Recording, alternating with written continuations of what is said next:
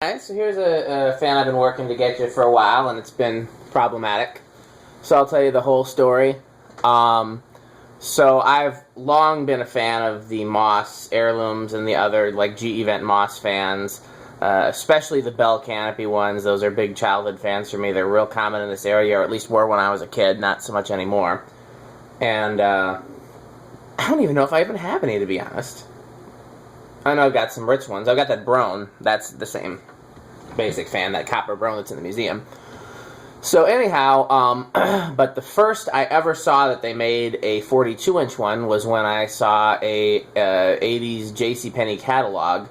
I believe it was on eBay maybe, or somewhere. It was somewhere recently. I was an adult collector. I wasn't a kid. I saw the catalog page and I was like, oh my god, they have a 42-inch Four Seasons copy. Well, I gotta have one of those.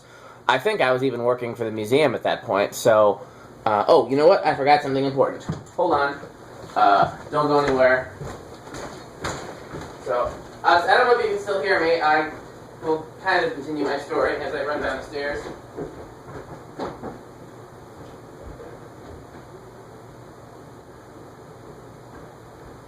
Okay, so I saw them in the catalog, and I think I was working for the museum by that point. And I was like, well, gotta find one of those for the museum.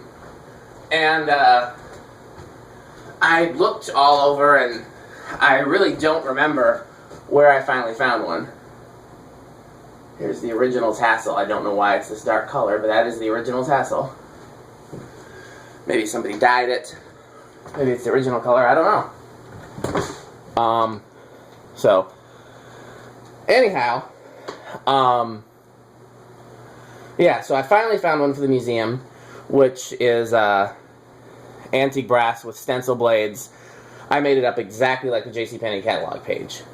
Antique brass stencil blades and one of those like leaded glass tulip single fitters. So the one in the museum is literally identical to what you call it, to the one in the catalog. So that's the only one I can recall having ever seen. And then yeah, so a few more popped up on Craigslist recently. There was another stencil one. I think it was polished brass. There was a white and brass one. That was pretty cool. And then there was one with cane. And I said, well, I've never seen these Moss short cane blades before. Gotta have those. So I tried my best to get it. At first the seller wasn't looking to ship, and it was quite expensive for what it was. It was quite overpriced. And I was patient, and I waited for the seller to come down on price a little bit. Not as much as I would have liked, but still. And eventually nobody else bought it, and they just were willing to ship it to me. And unfortunately, when it arrived, they literally just threw the motor in a box, and with the switch housing facing down, which I always say never ever have the switch housing facing down, because that's how you smash switch housings. And so of course it was just thrown in a box with the switch housing facing down. So of course when I got it, the switch housing was shattered. And so pretty sure shattered beyond repair. Metal Pete has it. I'm trying to teach him, as well as, you know, allow him to do all the metal work. I say teach him because I've done a lot of it before, but also, as I think we've talked with him before, he has a knack for that stuff, and I don't. I have a knack for electrical stuff. I have a knack for mechanical stuff, but when it comes to metal work, I'm even okay at woodwork, but when it comes to metal work and paint work, it's just not something I'm naturally good at. And he is. So even though he has less experience than me and less knowledge than me, I think with some experience and some learning, he will become better than me pretty quickly, which is why he's taken on all of my metalwork projects. And he's very happy to do it, and I definitely appreciate that. So anyhow, I gave him the old switch housing to see if he can fix it. But I was digging through my parts switch housings, and I found this one, which is the exact same shape as the old one. It's just stamped instead of cast.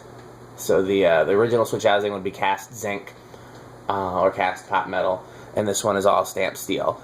But the shape is identical, the size is identical. In fact, I'm pretty sure it also came off a fan from the same factory. It probably didn't come off a Moss fan, but it came off of another fan from the same factory. So this is, you know, a decent replacement. You can also tell the brass is a little bit lighter colored, but I think that's because the brass on this fan is pretty badly tarnished. So yeah, so that took me a while. to find something and get that together. And then, of course, so when I took the old one off, you make notes of all the wiring. Sometimes I almost always take pictures, and I also take notes because you want to be able to wire it back up how it was. And I did in the new switch housing, and it worked for a second and then stopped working, and then couldn't get it to work at all. So I couldn't figure out what was wrong with it because the wiring appeared to be correct. So I disconnected all the wiring, and I tested the motor leads, and the motor leads tested good, which was, I think, 80 ohms on each coil. It's 2 coils in this motor, main and an aux, that stay main and aux, not swap the way some motors work. And you think each was around 83 ohms. And so then I started testing the components one at a time. Capacitor tested good, pull chain tested good. It's a double layer pull chain. The one layer is for high, medium, low. High is direct without putting the speed capacitor in the circuit. And then medium puts a 1.5 microfarad capacitor in the circuit, I think. No, I don't know what it is. There's like a 4.5 and a 1.5, and those are both used for speed control. Then the other layer is just for the aux coil, just on and off for the aux coil. So the aux coil's on when any of the 3 speeds are on. So anyhow, tested the pull chain tested good.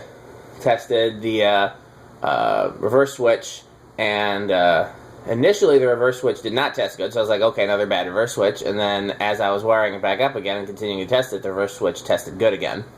So I figured maybe oxidized contacts, so I put some WD-40 in the reverse switch contacts and in the pull chain contacts and wired it all back up, and now it seems to work. So I'm at a loss there, and it definitely had me frustrated and scratching my head for a bit, but as long as it works now. And so one of the cool things about it that doesn't make up for arriving broken, but it is, is that the seller included the original owner's manual.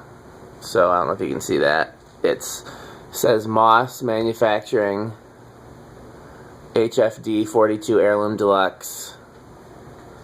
And then they have written on the back JCPenney, date installed 9/12/82. The manual is actually dated 12/1/81. And there's really not anything significant in the manual. Got a number for JCPenney that I'm sure is not good anymore. A number for Moss. If you want to call Moss, I don't think David Moss will answer the phone, but I don't even know if he's still alive, to be honest. But there's the number for Moss. You want to call him. So I thought that was pretty cool if they included that. Okay, so it's set to low. 0.21, which just seems to be everybody's low speed.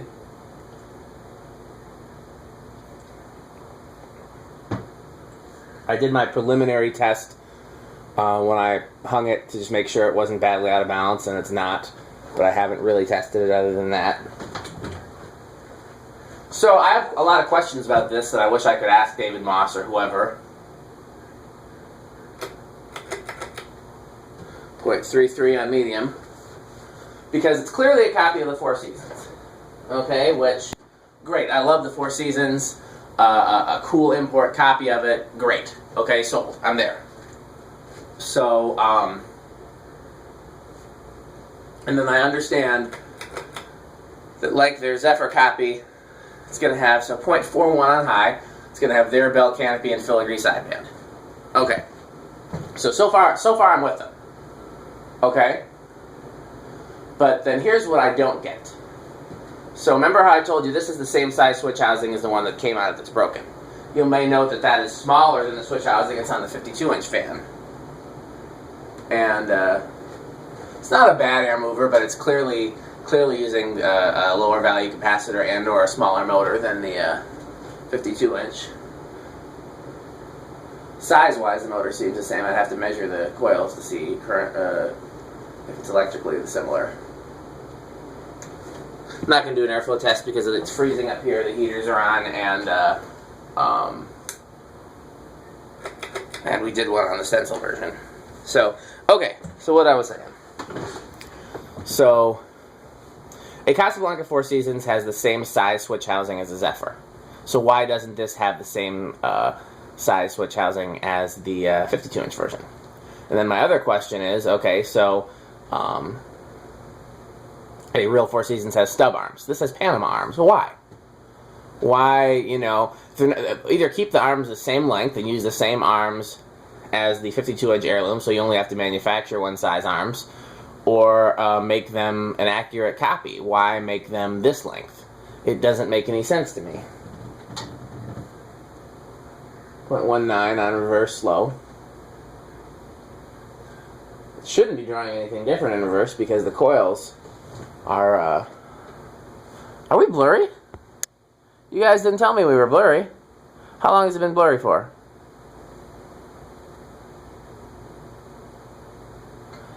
You're going to need to give your answers louder, because I didn't hear that. Well, luckily, we've got plenty more to look at it.